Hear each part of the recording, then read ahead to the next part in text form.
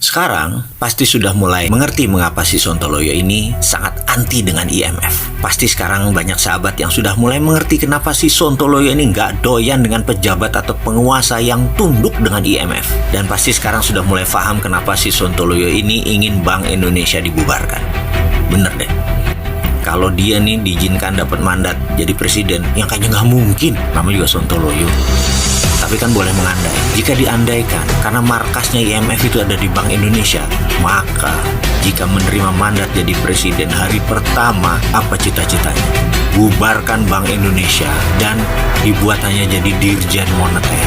Karena kalau Dirjen Moneter kan berada di bawah Kementerian Keuangan. Artinya di bawah jabatan politik. Jadi, kalau kita bilang print money berdasarkan proyek, maka Bank Indonesia karena jadi Dirjen Moneter akan melaksanakan perintah presiden.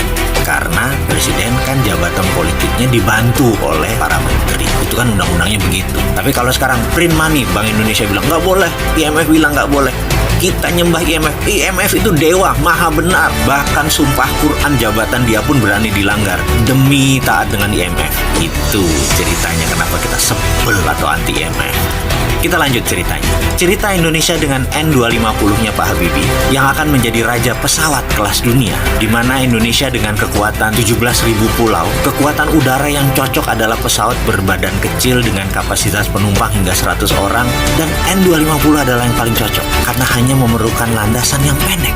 Mendadak mimpi itu dimatikan oleh IMF untuk syarat menerima hutang IMF atas sebuah serangan currency warfare yang dilakukan oleh IMF memakai proksi tangannya George Soros di tahun 97-98. Sekali lagi, George Soros itu proksinya Amerika untuk memukul Indonesia dengan currency warfare dari rupiah 2.500 mendadak menjadi 15.000 dalam waktu sekian bulan, dan itu semua adalah by design agar Indonesia tunduk dan patuh kepada Amerika, kepada IMF. Bener deh, jika PT Dirgantara bisa jalan sesuai rencana Pak Habibie, pastilah Indonesia akan menjadi kekuatan aviasi terbesar di dunia. Untuk jarak pendek, IMF yang di belakangnya kampret Amerika itu akan memaksa Indonesia selalu menjadi negara berpendapatan di tengah atau di trap di middle income country. Tidak boleh jadi negara produsen. Jadi sekarang sudah mulai paham dan mulai percaya ya bahwa kita ini dijebak.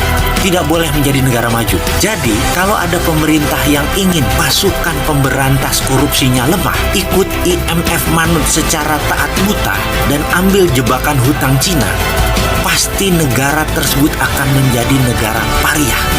Sekali lagi, mudah-mudahan banyak sahabat yang nggak ngerti apa itu negara pariah.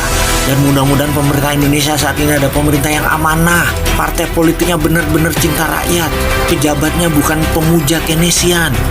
Tidak takut pada inflasi, sehingga Indonesia tidak kena jebakan IMF. Indonesia tidak terkena jebakan hutang Cina. Indonesia tidak terkena jebakan hutang ekspor atau ekspor debt. Kita semua tahu pejabat kita pintar-pintar. Kedepan menterinya adalah menteri zaman now, anti hutang, membangun proyek infrastruktur dinamis, bukan statis, dan mulai melakukan new economic model yang anti Keynesian. Kedepan, 5 tahun ini pasti Indonesia jadi negara maju.